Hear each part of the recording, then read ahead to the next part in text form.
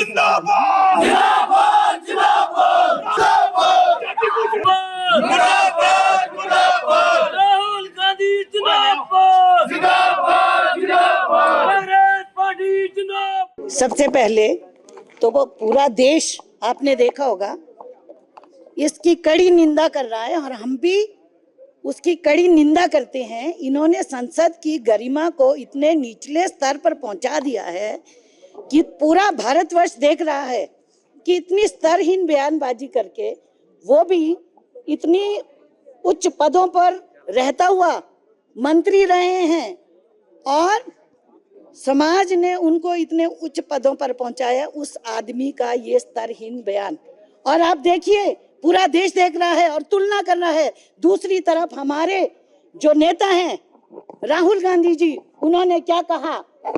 उन्होंने ये कहा, मैं जब पिछड़ा वर्ग, दलित और पिछड़े समाज, गरीबों की जब मैं आवाज उठाऊंगा तो भारतीय जनता पार्टी के पेट में दर्द जरूर होगा।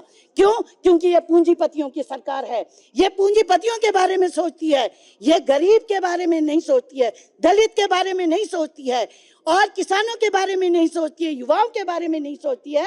हमारे राहुल गांधी जी उनके बारे में सोचते हैं, हर वर्ग के बारे में सोचते हैं। और राहुल गांधी जी ने क्या कहा कि मुझे इनकी माफी मांगने की जरूरत नहीं है। इसे कहते हैं संस्कार। संस्कार बोलते हैं राहुल गांधी जी को अपनी जात बताने की जरूरत नहीं है, किसी प्रमाण पत्र की जरूरत नहीं है राहुल गांधी जी को। उनकी दादी स्वर्गीय इंदिरा गांधी जी, जिन्होंने इस देश के लिए अपना बलिदान दिया और पाकिस्तान जो हमारा सबसे बड़ा दुश्मन है उसके दो टुकड़े किए।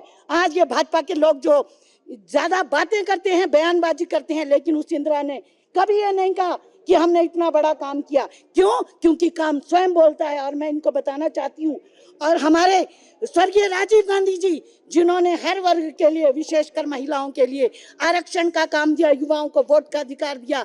अरे उस राहुल गांधी से तुम उसका जात का प्रमाण पत्र मांगते हो। और मैं कहना चाहती हूँ, ये जो भाजपा के जितने लोग हैं, आज तो भारतीय जनता पार्टी उस समय जनसंघ हुआ करती थी।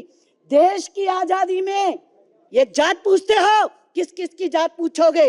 देश की आजादी में जिन लोगों ने स्वतंत्रता की लड़ाई में अपना बलिदान दिया था, उसमें बहुत सारे अंग्रेज भी थे। लेकिन इससे कोई फर्क नहीं पड़ता कि कौन क्या है। सुभाष चंद्र बोस की जो पत्नी थी वो कौन थी? कौन थी वो? मैं भाजपा के लोगों से पूछना चाहती हूँ। हमारी पहली जो अध्यक्ष थी एनी बेसेंट महिला, वो कौन थी? उन्होंने स्वतंत्रता की लड़ाई लड़ी। स्वामी विवेकानंद जी की जो वो सिस्टर निवेदिता थी, वो कौन थी? कौन थी वो? उन्होंने इस देश की आजादी में बढ़ चढ़कर भाग लिया, क्योंकि भारत की हमारी सभ्यता, हमारी संस्कृति यही बताती है।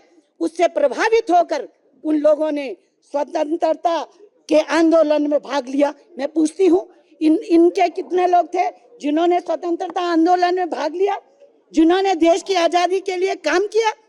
आज अगर राहुल गांधी जी हर वर्ग की बात करते हैं तो इसमें क्या बुराई है? आप बताइए। एक ऐसा नेता है जो कहता है चाहे छोटा है चाहे बड़ा है, दलित है, आदिवासी है, पिछड़ा वर्ग है, हर वर्ग को उसका प्रतिनिधित्व मिलना चाहिए। और भाजपा के पेट में इससे दर्द हो गई। कितने दुख की बात है। ये पूंजीपतियों की सरकार है, ये आम वर्ग, आम जनों की बात को ये बर्दाश्त नहीं कर सकती। ये नहीं चाहते कि गरीब लोगों को भी उनका हक मिले, क्योंकि पिछले 10 वर्षों में अगर आपने देखा होगा इनका शासनकाल, उसमें पूंजीपतियों के ही इन्होंने ऋण माफ किए। और अभी जो बजट आया उसमें गरीबों का, मध्यम वर्ग का क्या हाल करके रखा है, तो ये स्पष्ट दिखाई देता है। सबसे बड़ी बात, राहुल गांधी को किसी प्रमाण पत्र की जरूरत नहीं है। राहुल गांधी जी के परिवार ने, अगर पंडित नेहरू, स्वर्गीय पंडित नेहरू इस देश के प्रधानमंत्री नहीं होते तो समझ सकते इस देश का क्या हाल होता। इसके परदादा थे वो, पूरा विश्व जानता है।